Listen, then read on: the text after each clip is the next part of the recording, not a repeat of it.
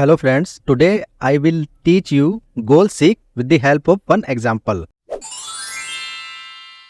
We have small data in which there are some units sold at the rate of some retail prices by giving discounts, and we got the revenue $45,000. Now if we want to know how many units to be sold to get revenue $1 lakh. So in this case we have target revenue 1 lakh instead of $45,000. So now we have to use goal seek option. Goal seek option is in the data tab option under what if analysis. There is goal seek option. So now we have to select the set cell option. In this case we have to select the existing revenue option, and to value we have to manually input the required target revenue figure. Here it is $1 lakh. So by changing cell means how many units you want to sell to get the revenue $1 lakh. We have to select the existing unit sold cell in the by changing cell option. Now we have to click the OK option. So here it is target value 1 lakh revenue by selling the unit